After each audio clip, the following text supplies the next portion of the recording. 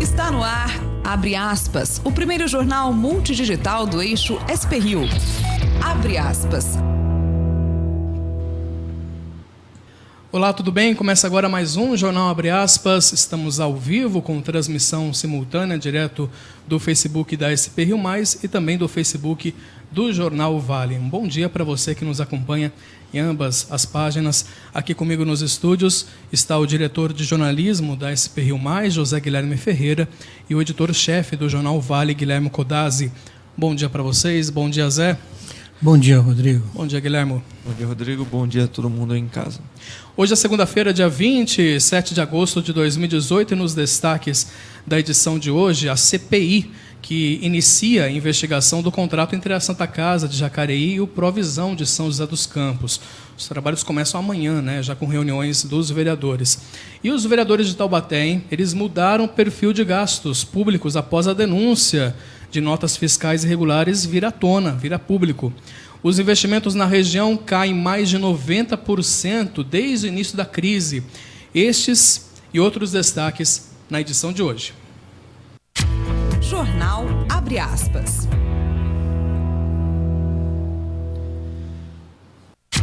Jornal Abre Aspas.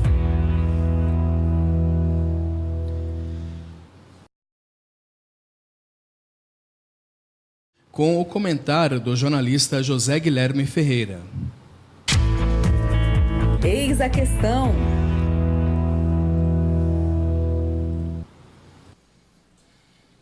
O caos e o descontrole do sistema prisional brasileiro não estão refletidos somente na questão da guerra de facções e da atuação remota das mesmas, organizando o crime e a bandidagem aqui do lado de fora. A situação de risco constante tem a ver também com o dia a dia dos presos, em prisões superlotadas, em condições precárias de sobrevivência. A última rebelião na região, na penitenciária de Taubaté, teve como estopim esse quadro de gente empilhada. Não à toa, o mais recente documento do jornal O Vale, sobre o qual vamos comentar hoje aqui, foi intitulado Barril de Pólvora. A superlotação é preocupante também porque dá margem à propagação de uma série de doenças que nadam de braçada nessas celas lotadas, muitas vezes sem condições de higiene. Segundo dados do Departamento Penitenciário Nacional, do Ministério da Segurança Pública, a população carcerária brasileira quase dobrou em 10 anos, passando de 401 mil para 726 mil de 2006 a 2016. Segundo a Agência Brasil, há um crescimento progressivo dos encarceramentos no país de cerca de 4% ao ano. Do total, 40% são presos provisórios, ou seja, ainda sem condenação.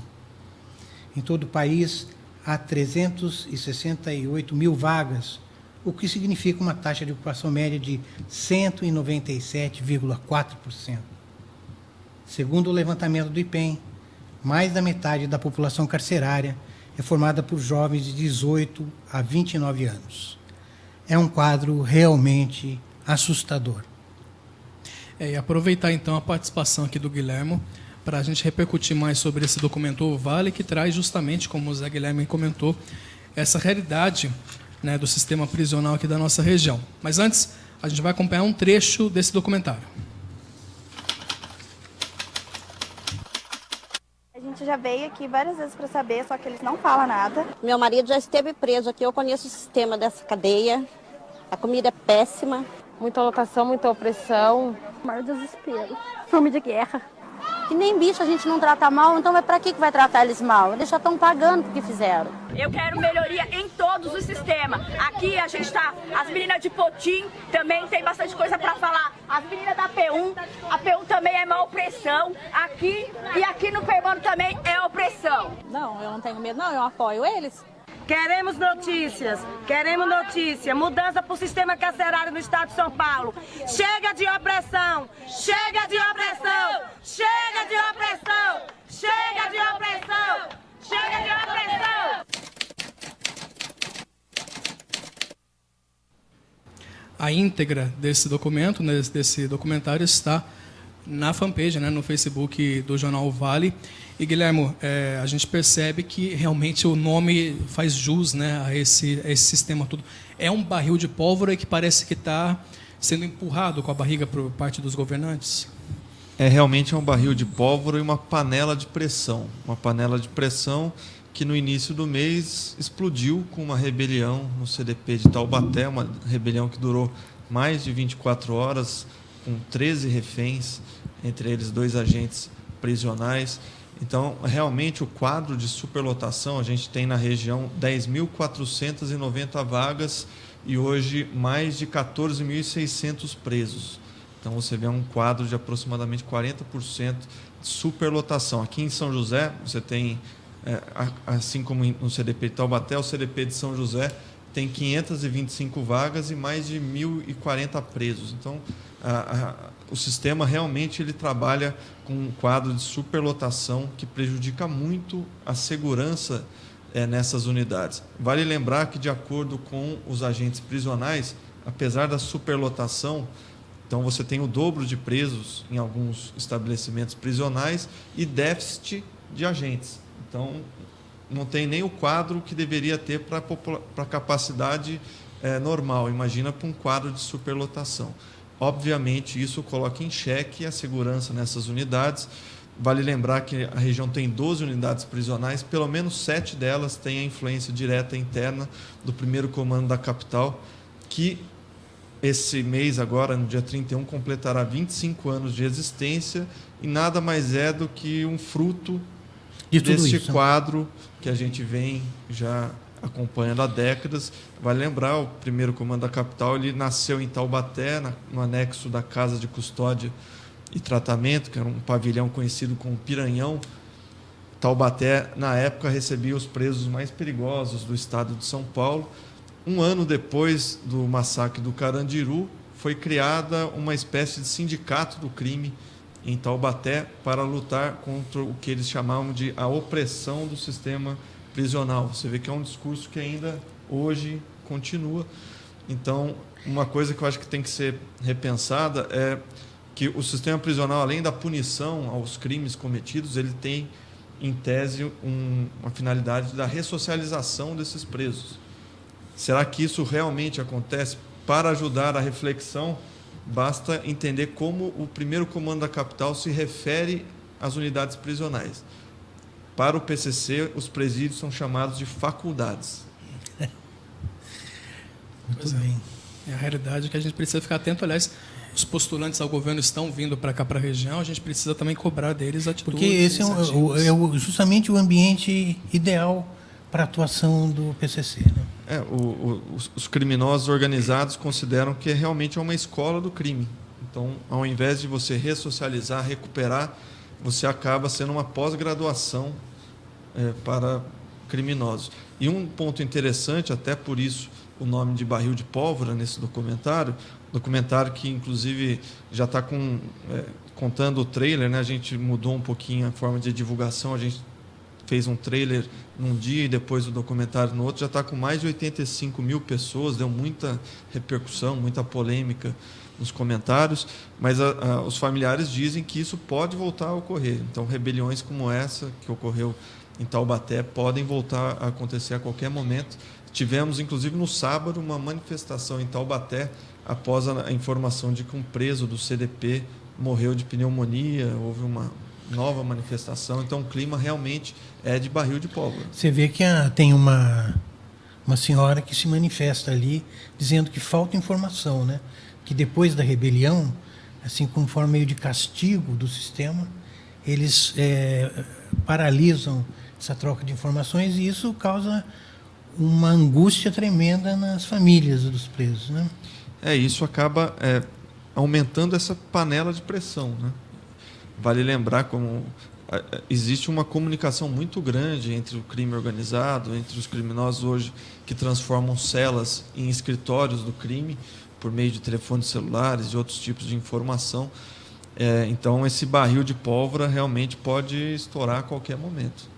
Bom, continuando a dar os destaques aqui da edição desse final de semana, né, do Jornal Vale, Na capa, a primeira manchete aí trazendo a queda de 99% nos investimentos na RM Vale desde o início da crise, né? O levantamento que foi elaborado pela Fundação SEAD mostra que o volume de 11,2 milhões de reais em investimentos confirmados no primeiro trimestre deste ano é 99,34% de vezes menor do montante anunciado em igual período do ano de 2014. Né? O gasto anunciado neste ano é o mais baixo desde 2012 para os 3 primeiros meses do ano, segundo a série histórica da PSP, né, que é a Pesquisa de Investimentos Anunciados no Estado de São Paulo. A questão dos investimentos da RM Vale também é uma situação que é um quadro realmente muito preocupante, né? Se você for, que a gente pegou 2014, que foi o início da crise, até hoje, 2018, você vê que realmente há muito pouco investimento. Isso acaba tendo um efeito dominó com pouca oferta de emprego. Vale sempre destacar, a crise já fechou mais de 50 mil postos de trabalho formais na região do Vale do Paraíba. Então é um número realmente assustador, né? Que você tem um efeito cascata, menos emprego, menos consumo, isso afeta o comércio, é um efeito dominó devastador, realmente uma crise assim muito grave que tem provocado um efeito muito nocivo, principalmente no setor industrial, que é o que teve a maior estagnação nesse período, a falta de novos investimentos aqui para a nossa região. Outro destaque do Jornal Vale fica por conta da Câmara de Taubaté. Vamos falar mais uma vez da Câmara? Vamos sim, porque está um absurdo lá, né? A Câmara de Taubaté ela mudou o perfil, né, dos gastos dos vereadores após a denúncia de notas fiscais irregulares virem a público. Nessa denúncia veio a público através da reportagem do próprio Jornal Vale.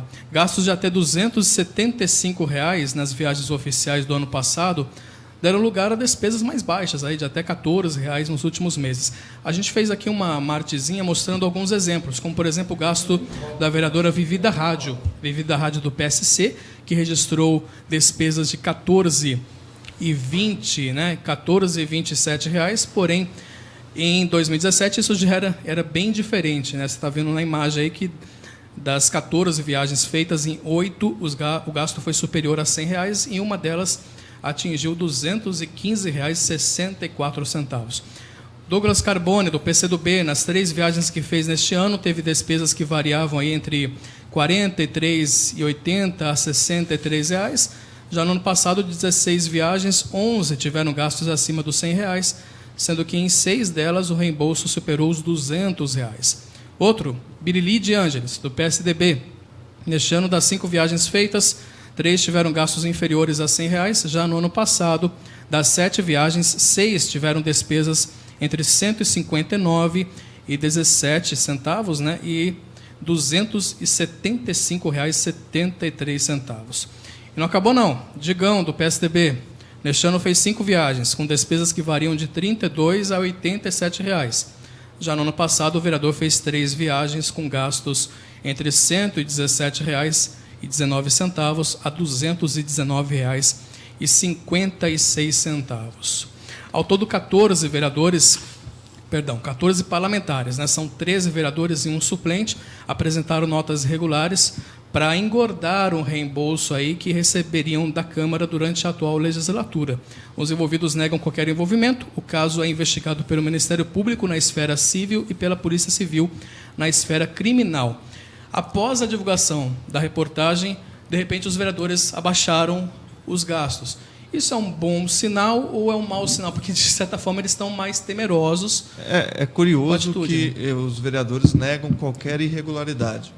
Agora, eu queria uma explicação dessa mudança de hábitos que ocorreu após o jornal ingressar com uma ação judicial para obter essas notas fiscais. Ou eles tinham um problema de compulsão alimentar que foi tratado e, graças a Deus, eles se curaram, ou realmente a explicação não procede. Como você consegue gastar um valor exorbitante, valor pago com o dinheiro do contribuinte, e do nada você para de gastar esse valor? Não é um só, não são todos. É um efeito em cadeia, realmente é curioso. Agora, obviamente, é um caso de mau uso do dinheiro público, de desrespeito ao dinheiro do contribuinte, e há um banquete servido, um rodízio de irregularidades. Cabe agora à Polícia Civil e ao Ministério Público mostrarem se eles estão ou não com fome também, fome de justiça.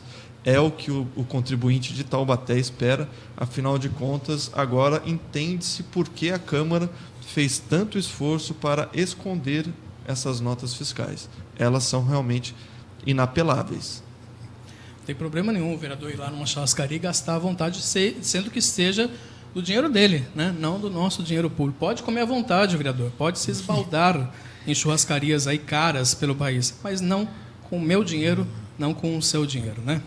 Outro destaque do Jornal Vale deste final de semana é que, após 15 anos da tragédia com a explosão do programa do VLS na base de Alcântara, isso em 2003, os familiares de 21 engenheiros e técnicos civis do então CTA de São José dos Campos exigem a retomada do programa. A situação está complicada. Todos esses 21 profissionais morreram numa explosão. Você está vendo imagens do arquivo nessa base de lançamentos de foguetes em Alcântara, né, em São Luís, lá no Maranhão. Eles participavam da construção do veículo lançador de satélites, que era o Programa Espacial Brasileiro. Eles testavam ali a terceira versão do equipamento, quando uma falha na ignição marcou de forma trágica aí no Brasil a história da tentativa de conquista do espaço. A reportagem do Jornal Vale traz a busca por essas famílias para a retomada do programa e também pela indenização. De acordo com o presidente da Associação das Vítimas do VLS, que é o José Oliveira, cada família recebeu R$100 mil do governo brasileiro e ingressou na justiça para aumentar essa indenização. Todas elas venceram na primeira instância e algumas também venceram na segunda, né, um terço delas também na segunda instância. O governo federal, porém, recorreu em todos os casos e a decisão final ainda não saiu do papel. A situação do VLS parou-se, né, o programa espacial, e aí até mesmo o governo agora negocia a venda da base de Alcântara para o governo norte-americano. Está uma situação embolada ali, né? É triste você chegar a 15 anos, um marco emblemático, né? 15 anos dessa tragédia que abalou assim, o país e principalmente São José dos Campos, que é o coração do programa espacial brasileiro. E é interessante que eu, como estagiário, na época, acompanhei o velório no CTA, com a presença do então presidente Lula, e naquela época já havia a promessa da retomada do programa para justamente, além da importância do programa, do desenvolvimento de tecnologia aeroespacial, em memória a esses profissionais, esses cientistas, esses profissionais tão importantes que perderam a vida nessa tragédia em Alcântara. Então já havia a promessa em 2003 de que isso não seria deixado de lado. Chegamos a 2018, já tivemos aí o governo Lula, Dilma, agora o governo Temer, e infelizmente essa promessa, como tantas outras, acabou ficando de lado, ficou só no papel. Nós vemos um total desrespeito e descaso em relação ao programa espacial brasileiro e também as famílias desses profissionais que acabaram perdendo a vida, que estão aí até hoje lutando por uma indenização. A gente realmente tem um judiciário que precisaria ser um pouco mais ágil. São 15 anos, são famílias aí que que perderam seus entes queridos e ainda estão em busca de justiça, só que a justiça no Brasil demora bastante. Pois é. Uma última informação, daqui a pouco a gente vai para o intervalo, porque nós teremos aqui a presença do secretário de Inovação e Tecnologia aqui de São José dos Campos, o Mano, perdão. E a gente vai agora falar sobre uma última notícia aqui regional, porque a CPI instaurada em Jacareí para investigar o contrato firmado ainda na gestão do ex-prefeito Hamilton Mota, do PT, entre a Santa Casa e o Provisão, tem a primeira reunião agendada para amanhã na Câmara Municipal. A comissão deve analisar a execução financeira e contábil do contrato de gestão hospitalar da Santa Casa de Jacareí, vigente entre os meses de outubro de 2014 e setembro de 2015. De acordo com o presidente da comissão, o vereador Rodrigo Salomão, as informações referentes ao período que serviram de base para o requerimento da Câmara indicaram diversos atrasos em pagamentos dos salários dos médicos, o que gerou ações judiciais e déficit nos cofres do Provisão. O presidente da comissão ainda afirmou que a fase das oitivas, quando os envolvidos devem ser ouvidos pelos parlamentares, tem início na primeira semana de setembro já, e os nomes serão definidos na reunião de amanhã. Ficaremos atentos aí na repercussão toda, nesse desenrolar dessa CPI que apura aí esse contrato entre a Santa Casa de Jacareí e o Provisão aqui de São José dos Campos. Ok? Nós vamos rapidamente para o intervalo, mas você, amigo internauta que está acompanhando e que acompanha tanto pela fanpage do Jornal Vale, como também pela fanpage aqui do Facebook do SP Rio Mais, você irá, daqui a pouquinho, acompanhar a entrevista ao vivo com o secretário de Inovação e Desenvolvimento Econômico aqui de São José dos Campos. Vamos tratar, sim, de emprego, vamos tratar de outras situações aqui da região, nossa, aqui de São José, com o Alberto Alves Marques Filho, o Mano. Em breve, então, essa entrevista. Fique por dentro, fique na sintonia e na audiência. Intervalo rápido. Jornal Abre Aspas.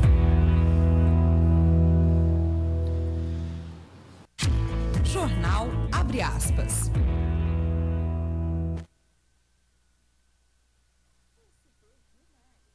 Na edição desta segunda-feira, agradecendo mais uma vez a sua audiência, você que nos acompanha pelo Facebook, tanto da SP Rio Mais, como também do Jornal Vale, e pelos aplicativos, para você que baixa aí no seu celular o aplicativo da Rádio SP Rio, disponível tanto para Android como para iOS, e também acompanha online a nossa programação. Aqui nos estúdios está o secretário de Inovação e Desenvolvimento Econômico de São José dos Campos, o Alberto Alves Marques Filho, o Mano, a qual eu quero agradecer mais uma vez, Mano, pela participação, secretário. Muito obrigado pela presença, pela vinda aqui na SP Rio Mais. Eu que agradeço, sempre um prazer poder aqui bater um papo com vocês e prestar contas para a população de alguns assuntos relevantes. Mais uma vez aqui na bancada está o jornalista José Guilherme Ferreira e o editor-chefe do Jornal Vale, Guilherme Codazzi. Falando recentemente dos números divulgados do CAGED, né, que é o Cadastro Geral de Empregados e Desempregados, como é que está a situação aqui em São José dos Campos? Olha, a gente vem de uma trajetória muito difícil, né? Você tem aproximadamente 6.500, o número negativo, perdas de postos de trabalho em 2015, né? 4.500 em 2016, e a gente fechou aproximadamente 1.500, 1.600 negativos em 2017. A nossa expectativa é que a gente consiga zerar esse número em 2018, né? E a gente está muito próximo do 0 a 0 agora, nesse momento, né? Alguns números apontam um pouquinho positivo, alguns números um pouquinho negativo. Existe uma margem de correção sobre o CAGED, mas tudo indica que a gente deva conseguir, se Deus quiser, não perder nenhum posto de trabalho esse ano, que já é um grande avanço. A gente viu aí a procura por empregos, né, que ficou bem claro no início da contratação para Ponte Estaiada, o Arco da Inovação, né? Isso realmente, a procura é interessante, mas ela mostra realmente esse número espantoso de 7 mil pessoas em busca de vagas que são poucas, né, comparativamente, né? É uma realidade, né? Nós tivemos 6.250 currículos que foram organizados, né, durante os quase 30 dias que o PAT recebeu.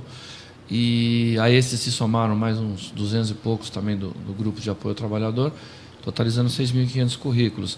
E a empresa, assim, no pico da obra, ela deve ter alguma coisa em torno de 250 pessoas trabalhando. E em muitas dessas posições é algo bastante especializado. Uma ponte estaiada não é uma obra qualquer. Então a gente imagina que, sei lá, talvez 180, 200 pessoas vão ser contratadas nesse universo de 6.500. É um número assustador, né? É a realidade do nosso país.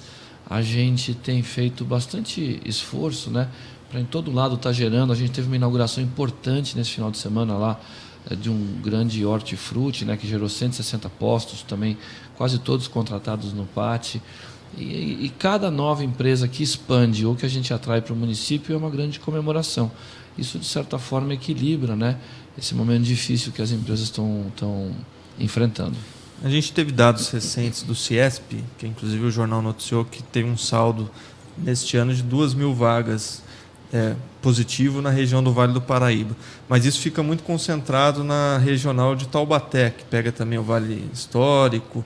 São José e Jacareí, segundo os dados do CIESP, acabaram tendo um quadro bem menos impactante. Taubaté teve 2.000 vagas e São José e Jacareí teve 20 vagas, outro menos 20 vagas. Então, no setor industrial, ainda a gente tem um problema muito grave. Eu queria saber do senhor se São José, que é um grande polo industrial, sempre vai ser, mas o senhor acha também que cada vez mais é preciso diversificar esse protagonismo da cidade também em outros setores? Isso já vem acontecendo, muito correta a tua colocação, né? Agora, é importante ressaltar, né, que você vinha de um gradiente, de uma tendência muito negativa no setor industrial. Então, o fato de você ter gerado mesmo poucas vagas, quando você vê num universo de tempo um pouquinho mais longo, é um grande avanço. É, né? Ruim, mas já foi muito pior. Né? É assim, você estava perdendo 2.500 vagas e você passa a gerar 50, 100, 200 vagas, então isso é um grande avanço. Então, esse é o ponto importante. É preciso olhar um pouquinho mais de tempo, né? Como a gente conversava aqui, o CAGED, né, ele é uma gangorra, né? Mas a gente, olhando um pouco mais de extensão, vem o dado qualitativo. De fato, né, o setor de serviços é que vem produzindo 6 ou 7 de cada 10 empregos na nossa cidade, né? Isso é uma tendência? Isso é uma tendência mundial, não é uma tendência de São José ou da região. Isso é uma tendência mundial. Mas a boa notícia, né, é que a gente vem atraindo algumas pequenas indústrias de outros municípios de forma constante e as grandes empresas têm anunciado ampliações importantes, né? Vou citar, por exemplo, no campo mais tecnológico, né? Isso acontece com a Sobraer, né, que está aprovando junto à prefeitura um aumento, né, significativo, né? Não só de área construída, mas como de faturamento, que virá já uma realidade. A gente teve, né, os investimentos já feitos pela GM numa nova linha, que acabaram ocupando mais de 500 funcionários que estavam em layoff. Então não são novos empregos, por exemplo, né, mas eram 500 pessoas que estavam assim em layoff, que agora estão em linha trabalhando. Na prática, é como se fossem 500 novos empregos, né? Você tem a própria Johnson's, né, que acabou adquirindo a fábrica da hipoglose, que já está aí, né, com essa expansão. Você tem estudos muito importantes aí de outras empresas no setor de alumínio, no setor de defensivos agrícolas, todas elas com projetos reais já avançados de expansão. Então, assim, o horizonte é bastante interessante, né? O Brasil retoma claramente, né, a sua trajetória. Pena que a gente tem tanta volatilidade do ponto de vista político e do ponto de vista aí jurídico. Mas, assim, o Brasil é um grande motor. A hora que essa volatilidade sai, passado aí o período eleitoral, eu acredito muito na retomada. O Guilherme citou aí, né, a necessidade de ampliar o leque, né? Acho que o setor de serviços é um setor bastante importante para São José, não é? Como é que o senhor vê a questão do serviço, né? Quando o senhor fala da chegada de um novo empreendimento como esse de hortifrutis, né? Qual é o impacto que ele tem nessa questão? Veja, a gente teve agora, né, no próximo do final de semana, a nova divulgação positiva, mais uma vez, né, da geração de empregos do município. Se não me engano, o saldo deu 227 positivos. É um bom número, é um número muito bom. E no acumulado dos primeiros meses desse ano é a melhor marca de não sei quantos anos. Ou seja, é o que eu dizia, é uma tendência importante. Um empreendimento como esse, sozinho, colocou 165 pessoas para trabalhar. Então, é muito relevante, né? É um grande empreendimento. Ali, inclusive, naquela área, outros empreendimentos já estão assinados e virão, né? No setor de gastronomia, no setor de lazer. A gente conversando com o proprietário da área já teve essas informações. Então, é uma área importante, né? E toda de serviços. Eu acho que a cidade sempre gravitou em torno da questão industrial e assim sempre será. É muito importante do ponto de vista de geração financeira, de geração de empregos de alto nível, né?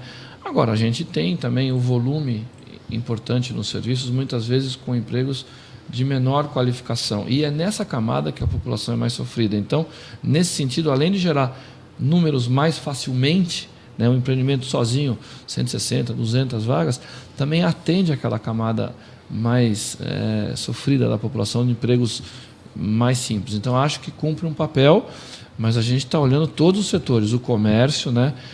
Novamente vai ter um impulso importante com os programas de Natal, de fim de ano. A Prefeitura já se envolve, né? Na reunião que tivemos aí com o GEDESP, já está sendo formatado o programa do Natal iluminado, como tivemos muito sucesso no ano passado. Isso é importante, né?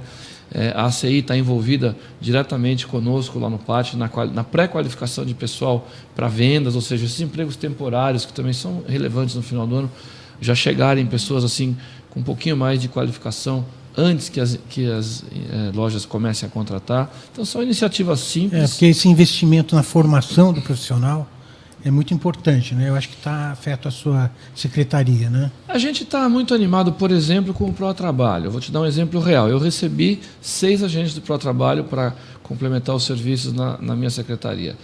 2 na sede e 2 lá no PAT, né? Metade deles já foi embora, já está contratado em outras empresas. Então, o ProTrabalho, que ele acabou colocando mais 600 pessoas para trabalhar na prefeitura, eles não contam num CAGED, porque não há um vínculo de registro em carteira, CLT. É um programa de benefício, né? Eles são beneficiários do programa. Mas tem 600 pessoas trabalhando nisso. É a intenção de ampliar o número de beneficiados no próximo ano? Com toda certeza, né? O compromisso dessa administração, desde que o programa foi proposto, é de que até o final da gestão 2.000 pessoas passarão por esse benefício. Os primeiros 600 foram chamados, né? Eu não tenho ainda consolidado o número exato de todas as secretarias quantos saíram, eu sei que da minha metade já foi. E isso é bom. É ruim para mim que perdi o concurso de 3 pessoas ali para me ajudar, mas é muito bom de ficar feliz, né, que eles já estão nas empresas trabalhando com carteira assinada. Além da indústria, que realmente é uma vocação de São José, e acho que isso vai ser sempre, uma outra vocação de São José é a inovação. E a gente estava conversando bastante sobre a questão do VLS, por exemplo, que 15 anos depois o programa está parado, a gente sabe que o coração dele era São José dos Campos. A gente também vê aí notícias após notícias, o governo federal cortando investimentos em ciência, em tecnologia. Como é trabalhar com inovação num país que dá tão pouco valor justamente para o desenvolvimento de tecnologia e de novas ferramentas? Mais uma vez, corretíssima a sua intervenção. Você, olhando, por exemplo, a execução orçamentária, que no final das contas é a quantidade de trabalho ofertado para a nação, né, do Ministério da Ciência, Tecnologia, Inovação e Comunicação, talvez comparando com os períodos em que o Brasil estava anterior à crise, é quase 50%. Isso é muito, né? Isso é muito. Então, assim, o país precisa realmente colocar mais energia e mais recursos, né, nesses programas. A sua colocação com relação ao VLS, por exemplo, está muito ligada a uma luta da Agência Espacial Brasileira, que o Brasil precisa ter um programa consolidado de espaço, que é diferente de defesa, de aeronáutica, é espaço. A política brasileira para espaço tem sido muito discutida e conduzida lá pelo professor José Raimundo, que é mais uma pessoa muito próxima aqui do nosso município. São José tem uma participação muito importante, dada a relevância do INPE nessa questão, da Visiona, agora como um player importante, né, na questão dos satélites, né? Ao que tudo indica, o Brasil caminha, né, para a produção de satélites menores. Não parece razoável que se vá ter vários programas de 2, 3 bilhões de dólares, né, como foi aí o satélite de grande porte que nós lançamos com muito sucesso, aliás, diga-se de passagem, mas sim um grande número de satélites de menor porte, cumprindo tarefas pelo volume, né? E nesse sentido as conversas parecem que são avançadas. Existe algum consenso nessa linha, pelo que eu escuto, né? E por outro lado, existe muita clareza das pessoas desse setor que a base de Alcântara precisa se tornar algo que performe, né? Nós temos uma condição privilegiadíssima em Alcântara para que Alcântara se torne uma base importante no cenário mundial de lançamento de satélites, e não é. Então há uma oportunidade aí. Então acho que o Brasil caminha para essa discussão. Na questão do satélite que foi colocado, né, você tem o desafio do governo da internet para todos, né? Parece que finalmente foi resolvida a questão jurídico-administrativa de ter um parceiro de grande porte que vai instalar a base em território, em solo, para que o satélite possa disseminar a internet para todos os rincões aí do nosso país. É um programa importantíssimo. Todos eles guardam semelhança com a tua pergunta. O Brasil precisa, quando possível, colocar mais energia e avançar em todos esses espaços. E defesa também. Nós temos lá no Parque Tecnológico hoje a CIAT, que é uma empresa que acabou chamando para si aqueles contratos que foram parar na Odebrecht Defesa. São contratos com o Exército e com a Marinha. Então, frequentemente eu participo de algumas reuniões onde você tem almirantes, né, generais, né, você tem ali brigadeiros, conversando com essa empresa e são contratos importantes de tecnológicos para a soberania e defesa nacional. Então, esse segmento todo precisa crescer.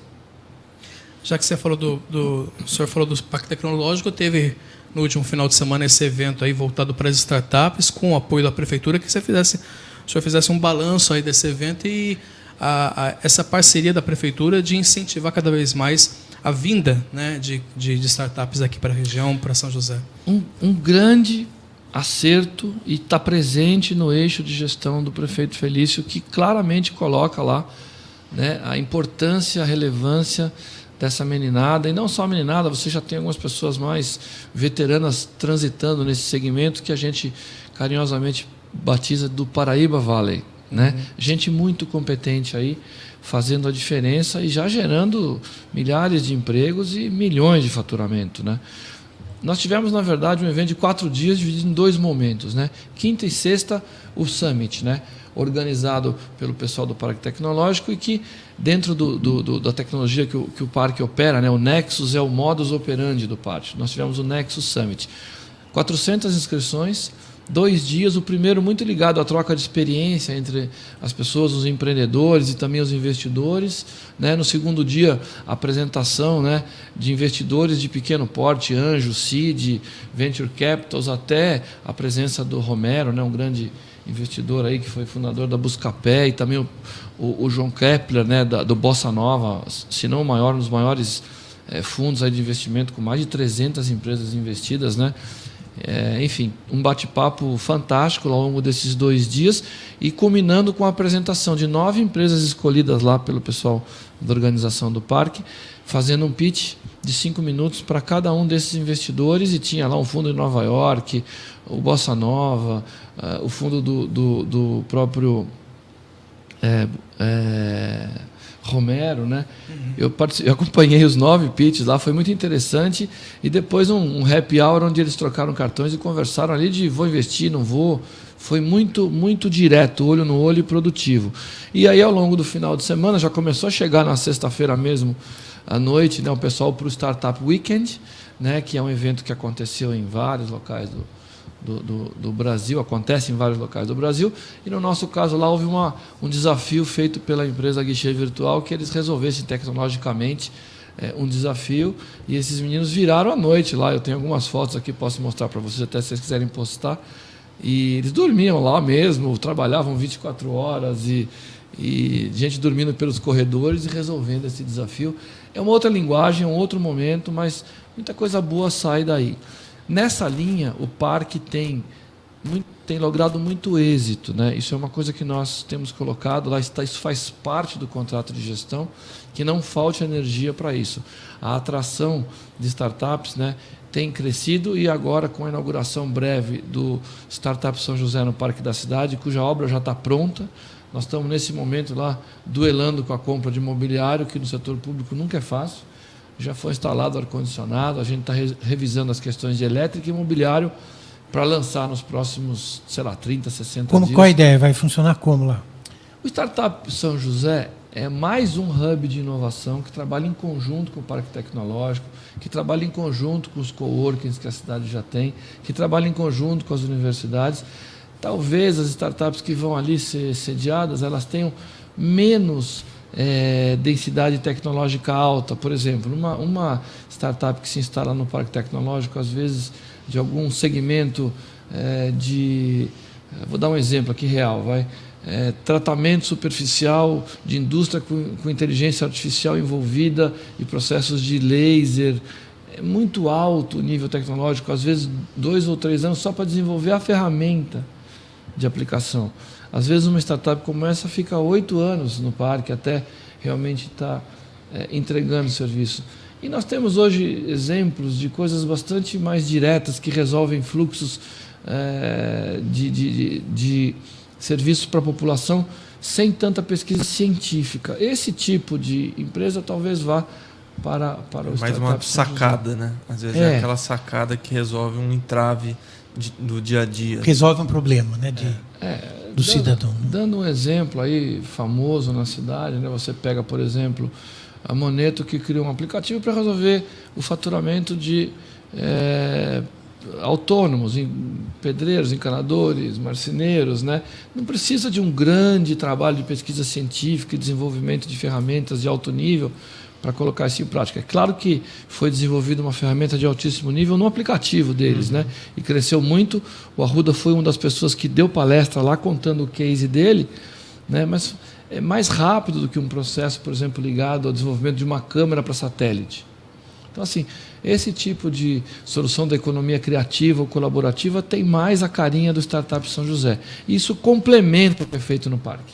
Agora, eu acho que um assunto importante, já que a gente falou de emprego, tecnologia, inovação, é a negociação Embraer-Boeing, né? Como o senhor avalia o modelo que foi apresentado, que está sendo discutido pelas duas companhias? Olha, eu acho que esse assunto acabou convergindo para um grande consenso, excetuando aí as entidades que sempre se colocam de forma negativa a uma conversa como essa, historicamente falando, né? A questão do sindicato, enfim, não vou aqui entrar nessa polêmica, mas todos os analistas de mercado que entendem a trajetória da Embraer, de muito êxito, mas de muita dificuldade, você veja, para dar um dado só, o faturamento da Embraer e a rentabilidade dela, né, é uma empresa de altíssimo faturamento e rentabilidade muito pequena. Isso traz uma mensagem embarcada. Você soma a esse fato, por exemplo, que cada vez que a Embraer vai colocar um novo produto no mercado, são 2, 3, 4 anos de desenvolvimento. Veja o programa do E2 e bilhões de dólares investidos. Risco na Lua. Qualquer fração de possibilidade de um mínimo erro, seja ele tecnológico, ou seja de mercado, apostar num nicho que não vai talvez demandar tanto, pode levar a empresa a dificuldades gigantescas. Porque a Embraer, embora para nós aqui ela seja gigante, né, e ela é a terceira empresa mundial, ela é 25 vezes menor do que a Boeing. E quase a mesma coisa em relação à Airbus. Ela está muito exposta do ponto de vista da sua escala. Então, resumindo, ou ela arruma um irmão mais forte para juntas poderem dar voos mais altos e aí sim beber água fresca, ou ela teria anos muito difíceis como os que ela vem tendo. Não é fácil para uma empresa do porte da Embraer lograr sucesso nesse mercado, que é mercado de gigantes.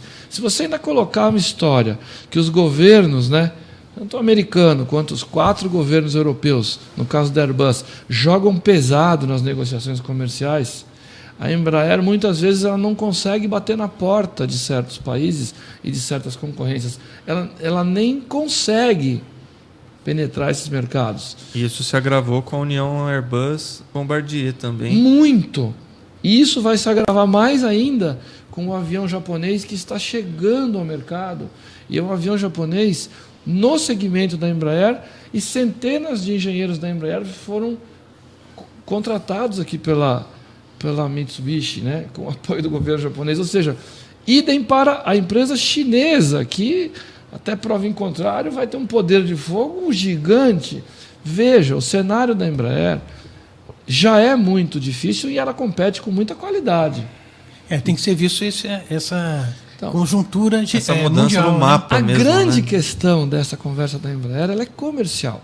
Todo mundo sabe que a Embraer é craque do ponto de vista tecnológico. Isso interessa muito a Boeing. Reconhecidamente, né, me disse o brigadeiro Osiris que eles são muito... É uma pessoa que acompanhou um pouco mais de perto essa conversa, né, de dentro, né, eles são muito respeitosos com relação à qualidade técnica dos engenheiros da Embraer. Então, veja, é uma oportunidade comercial de ganha-ganha, porque a Boeing não tem expertise nesse segmento de jatos médios, que a Embraer é a líder mundial número 1. Então, junta a fome com a vontade de comer. Então, por todos os lados que você olha, isso faz muito sentido. Agora, corretamente também as preocupações de todo mundo, né?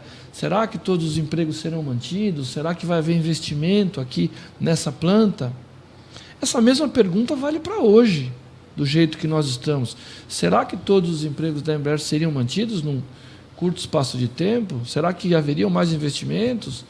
Como é que é isso? Independente da negociação. Então, eu acho muito válido que o sindicato, né, e as pessoas realmente procurem. A gente também está nessa batalha de que haja garantias não só de empregos para os trabalhadores diretos, como para os fornecedores da cadeia produtiva da Embraer. Nós lideramos um processo que culminou num manifesto que foi colocado na mesa de negociação.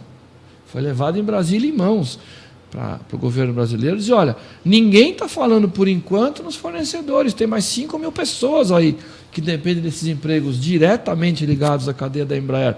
Tem que colocar essa conversa sobre a mesa. Então, partiu da Prefeitura, do CIESP, do Instituto em Voz, a produção de um manifesto, né? Tinham mais de 30 fornecedores nessa reunião onde nós redigimos esse manifesto. Então está todo mundo preocupado com os empregos, não só os diretos da Embraer, como os indiretos de toda a cadeia produtiva. É correta a preocupação do sindicato, inclusive. Mas ela não é diferente do que é hoje. Então me parece que essa aproximação, me parece de todos os analistas, especialistas de mercado, né, o próprio jornal tem se posicionado, a meu ver, muito corretamente nessa questão. É muito positiva essa aproximação. A Embraer ganha musculatura e abre novos cenários. Vide o caso do KC-390, que é um avião fantástico, mas que assim preocupa porque ainda não há um deslanchou do ponto de vista das suas vendas. Agora vai deslanchar. Com a presença da Boeing interessada nos mercados em que ela domina, vocês podem anotar aí. Vai deslanchar. Então, esse tipo de ganho é que é muito positivo para a empresa. Acho que também tem uma análise cristalizada, né? Pensar na Embraer hoje. O problema é que a Embraer, apesar de ter 50% desse segmento, agora a gente até conversou aqui no programa em uma ocasião anterior, é como se ela fosse um pugilista peso médio e agora vai ter que competir no peso pesado, porque a concorrente dela já não é mais a Bombardier sozinha, a Bombardier como a gigante, como a Airbus. Então ela também precisa de uma musculatura maior, porque a pancada lá em cima vai ser muito mais pesada. Mas é uma luta que nem aquelas que a gente vê na TV no meu tempo chamava telequete, que entram 2 no ringue, né? Agora ela entra junto com a Boeing nessa briga. O problema é ficar sozinha nessa briga. Se ficar sozinha nessa briga... Hoje ela entraria nesse ringue sozinha. Exatamente. Mas com essa aproximação da Boeing, ela entra junto com a Boeing nessa briga contra a Bombardier e Airbus. Então, veja, equilibra muito essa conversa. Essa é a lógica desse negócio. Realmente, por todos os aspectos que se olha, há um ganha-ganha aí. Há um ganha-ganha do lado da Boeing que acaba trazendo a melhor empresa do segmento para dentro do seu grupo, vamos chamar assim, do seu time. E há um ganha-ganha para a Embraer que passa a brigar com o irmão mais forte do lado e acessar novos campeonatos. Campeonatos em que ela nem estava qualificada para participar. Agora ela vai bater nas portas que quiser com essa chancela da Boeing. Exatamente, eu acho que até a Boeing vai bater nessas portas, levando a Embraer com ela. Veja, muda um pouco de categoria a conversa. Nós temos algumas informações oficiosas e eu recebi na minha sala uma delegação do MIT, Massachusetts Institute of Technology, mapeando a cidade. Será que isso é coincidência? Eles estão a serviço, certamente, desses esforços, né, da nova cadeia, né, que poderá estar olhando, por exemplo, se pode fornecer para a Boeing. Essas pessoas vieram mapear as competências que aqui existem, não é? Então, eu acho que é uma oportunidade muito grande também para os fornecedores de São José, esses fornecedores que aprenderam nos últimos 10 ou 15 anos a vender para a Embraer, com standard elevado, né? Programa que o Raul conduz muito bem lá na Embraer, de melhoria desses fornecedores, para que eles atendam mais de 99% de atendimento dentro do prazo. Vocês sabiam disso? É fantástico esse programa. Os fornecedores da Embraer hoje atendem com mais de 99% de confiabilidade e perfeição técnica. Levou 15 anos para desenvolver isso. Isso pode e deve ser desenvolvido também para a Boeing. Os nossos fornecedores aqui têm todo o direito de dizer: eu também quero entrar nesse mercado maior. Eu tenho competência para isso. Dá uma olhada nas minhas peças, nos meus produtos. Então, veja, existe uma possibilidade de uma era muito positiva para toda a cadeia, mas nós temos que exibir competência. Porque vai fomentar outros negócios, né? Pode. Do redor da... Pode, existe essa possibilidade. Corretamente, o presidente do CIESP tem colocado que tem que haver calma e tem que ser dado um tempo para esses fornecedores. Corretamente ele coloca isso, ele tem razão, né? É uma preocupação, é a questão do copo meio cheio, meio vazio. Tem que ser dado um tempo, a gente tem falado nesse manifesto algo em torno de 5 anos, para que esses fornecedores sejam certificados, 48 empresas, nesse momento, estão fazendo certificação NEDCAP conduzidas pelo PARC, que é a língua técnica, a linguagem técnica que a Boeing fala.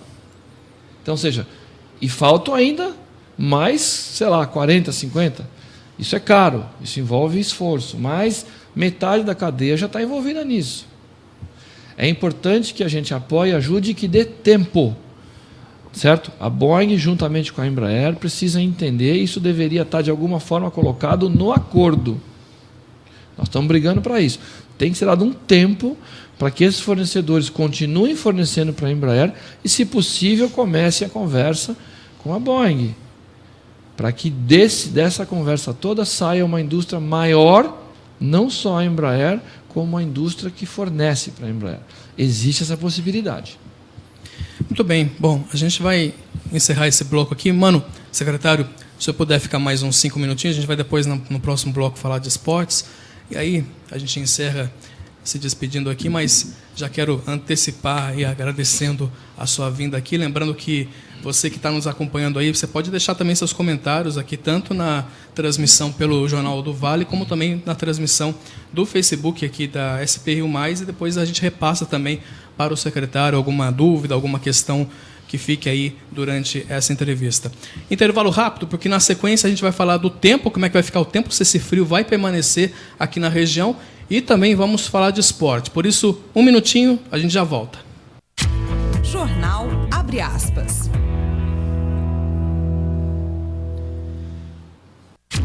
Jornal Abre Aspas. Com o Jornal Abre Aspas, na edição desta segunda-feira, agradecendo a sua audiência. Deixa eu deixar aqui o registro de alguns que já se manifestaram. Rafael Fernandes, Maria Viana, Zoroastro da Silva, Cristiano Alberto, Angélica de Paula, também está junto com a gente, a Jair Araújo e Miguel Maral Júnior. Enfim, são vários internautas, várias pessoas aí que já estão interagindo, várias curtidas. Muito obrigado, viu? Você pode, ao longo da programação, lembrando que depois permanece esse vídeo nas 2 páginas, também você pode ir interagindo aí, e na íntegra você acompanha, após esse jornal, na íntegra lá no site spriomais.com.br. Aqui com a gente o secretário Mano, também o Guilherme Codazzo e o nosso querido aqui José Guilherme Ferreira, diretor de jornalismo da emissora SP Rio Mais. A gente vai falar sobre o tempo agora. O tempo esfriou, aliás, caiu bastante a temperatura no domingo. Será que vai permanecer esse frio durante a semana aqui na nossa região? Quem vai trazer a informação com a gente é o Caio Souza. Fala, Caio. Fala, Rodrigo Fernandes. E após a passagem de uma frente fria, o tempo virou literalmente aqui na nossa região, né? Nós estamos aí com dias mais fechados, chuva, e a temperatura baixou. A mínima nesta madrugada na região da Serra da Mantiqueira foi na casa dos 8 graus. Já por aqui em São José dos Campos tivemos 11 de mínima. E o tempo nessa segunda-feira vai continuar gelado. Nós teremos aí um dia de céu predominantemente nublado e com possibilidade de chuva fraca e isolada a qualquer momento, sendo que essas chances estão maiores lá no litoral norte. As temperaturas hoje vão continuar baixas. A máxima prevista na região do Vale do Paraíba é de 17 graus apenas. Na capital paulista teremos 16, na Serra da Mantiqueira 13 graus e no litoral norte 18 de máxima. Só para dar uma sequência aí do tempo, né, durante a semana, e as notícias são boas. Nós teremos aí já a partir da manhã redução da nebulosidade, o sol aparecendo com um pouco mais de frequência e já não temos previsão de chuva. À tarde, as temperaturas vão começar a subir lentamente, só que de madrugada vai continuar friozinho. Caio Souza, direto da sala de operações do Tempo Vale, para o jornal Abre Aspas. Obrigado, Caio, pelas informações. Tá aí, então vai melhorar. Então, uma boa notícia é que a gente vai ter ainda uma presença de uma frente fria ainda, mas para quem não curte muito frio, vai dar uma amenizada no frio. Mano, você gosta de um friozinho? Caiu bastante o tempo ontem, impressionante, né? A virada que deu, porque há poucos dias estava 30 graus, né? Sim. Entrou uma frente fria, deve ser coisa de Argentina isso aí. Vamos falar de esportes? Quem vai estar trazendo aqui as informações, quem traz as informações da rodada do Brasileirão, toda a informação do esporte nacional no final de semana, é o Ail Marques. Muito bom dia, Ail. todos que acompanham a SP Rio+. Vamos começar falando de Campeonato Brasileiro. O Santos venceu o Bahia por 2-0, o Atlético Paranaense fez 2-1 no Grêmio, o Corinthians venceu o Paraná por 1-0, o Cruzeiro fez 2-1 no Fluminense e o Botafogo 2-0 no Sport, jogos realizados no sábado. Já no domingo pela manhã, o São Paulo manteve a liderança da competição ao vencer o Ceará por 1-0. O América Mineiro empatou com o Flamengo em 2-2 em Minas. O Vitória fez 1-0 no Galo lá no Barradão, em Salvador. Já o Internacional e Palmeiras ficaram no 0-0 no Beira-Rio. O Vasco venceu a Chapecoense por 3-1, jogando em São Januário. Com os resultados, o São Paulo abre vantagem agora com 45 pontos, 3 a mais do que o Internacional, que tem 42. O Flamengo foi a 41, está a 4 pontos do líder. O Palmeiras, 37, forma aí o G4 do Brasileirão. Atlético Mineiro Grêmio com 37 e Atlético Mineiro com 34 são as duas equipes que estão no G6 do Brasileirão. O Corinthians é o 8º com apenas 29 pontos até aqui. Na zona do rebaixamento estão Chapecoense com 21, Sport com 20, Ceará com 17 e Paraná com 15 na 17ª, 18ª, 19ª e 20ª posição da competição. Na Série B, o Fortaleza lidera com 46, o CSA tem 40, o Avaí 39, o Atlético Goianiense tem 37, formam um G4, as 4 equipes que subiriam neste momento. Cairiam Brasil de Pelotas com 25, São Bento com 25, Sampaio Correia com 21 e o Boa Esporte com 18. Hoje teremos a abertura de mais uma rodada da Série B. Às 8 horas da noite, Brasil de Pelotas e Coritiba jogam em Pelotas, no Rio Grande do Sul. Definidas aí as semifinais da Série C do Campeonato Brasileiro. O Operário venceu Santa Cruz por 3-1, está na semifinal e garantiu vaga na Série B no ano que vem. O mesmo acontecendo com o Bragantino, que foi até o Recife e empatou com o Náutico em 1-1. Já as outras duas vagas ficaram para Botafogo de Ribeirão Preto, que venceu o Botafogo da Paraíba por 1-0 no tempo normal e nos pênaltis por 4-3. E hoje à noite teremos a definição do último semifinalista e que vai garantir a vaga aí na Série B no ano que vem. O Atlético do Acre enfrenta o Cuiabá às 9 horas da noite. Jogando em Cuiabá, a equipe da casa fez 2-0. Portanto, o Atlético do Acre terá que abrir aí uma vantagem superior a 2 gols. Saindo agora para a Fórmula 1, Grande Prêmio da Bélgica em Spa-Francorchamps. O Sebastian Vettel foi o grande vencedor da corrida com a sua Ferrari. Em segundo, Lewis Hamilton. Em terceiro, o Jos Verstappen da Red Bull. Com os resultados, Hamilton continua liderando, com Vettel apenas 17 pontos atrás nesse momento. A próxima etapa do Mundial de Fórmula 1 acontecerá no próximo domingo, dia 2, no Grande Prêmio da Itália. Abrindo informações agora também para canoagem. No Mundial de Canoagem, que foi disputado em Montemor o Velho, em Portugal, o brasileiro Isaquias Queiroz, medalhista olímpico, conquistou 3 medalhas importantes. Ele foi campeão no C2 500 com o Erlon Souza. Ele conquistou a medalha de ouro também no C1 500 e foi medalha de bronze no C1 1000. No basquete, Campeonato Paulista, o São José tinha perdido para o Mogi das Cruzes por 75-88 no dia 23, volta à quadra no dia 30 contra o Bauru às 8 horas da noite no Lineu de Moura. Já a equipe de Mogi das Cruzes joga fora de casa às 19h30, também no dia 30, contra a equipe do Pinheiros. São os destaques do esporte para esta segunda-feira. Um grande abraço a todos e até uma próxima. Muito bem, obrigado aí pelas informações. Complementando aqui, o futsal do São José goleou o Cascavel, por 5-2 na manhã de sábado, lá no ginásio do Tênis Clube em São José dos Campos, pela primeira fase da Liga Nacional da Modalidade. O Mano teve em qual partida no final de semana, secretário?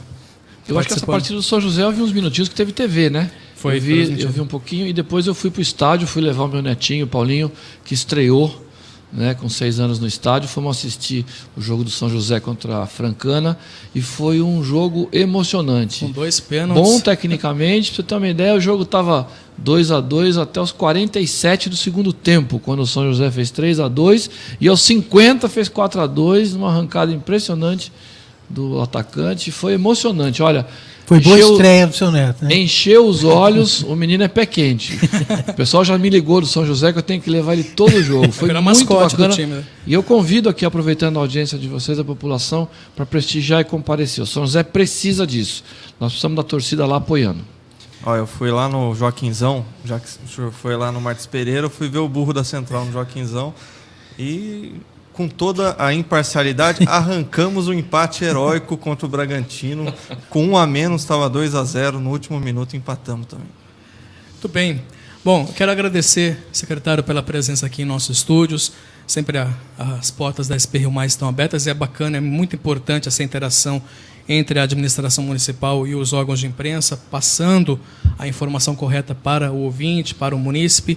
Eu quero agradecer mesmo essa parceria, essa transparência que vem sendo colocada aqui na SP Rio Mais. Eu que agradeço em nome da administração, faz parte das nossas missões ter a transparência, né? O governo aberto, aproximando as realizações do cidadão. Então, agradeço mais uma vez a audiência de vocês. Eu gosto muito de vir aqui, o nível é muito alto das perguntas, não há um debate, mas há colocações muito inteligentes. Então, o nível das pessoas da mesa e, mais uma vez, muitíssimo obrigado. Sempre que vocês me convidarem, eu virei com o maior prazer aqui. Obrigado, Guilherme. Muito obrigado. Uma ótima semana de trabalhos aí junto ao Vale. Obrigado a todos. Obrigado, secretário, Zé, Rodrigo e você aí de casa que está acompanhando o programa. Zé Guilherme, retornamos amanhã. Amanhã gravado, mas estaremos juntos. Isso. Obrigado pela sua audiência. Mais uma vez, o conteúdo na íntegra, você daqui a pouco acompanha, né, fica disponível nas 2 páginas, né, tanto do Face da SP Rio Mais, como também do Face do Jornal Vale, e depois na íntegra também estará no nosso site spriomais.com.br. Até amanhã, uma ótima segunda para todos.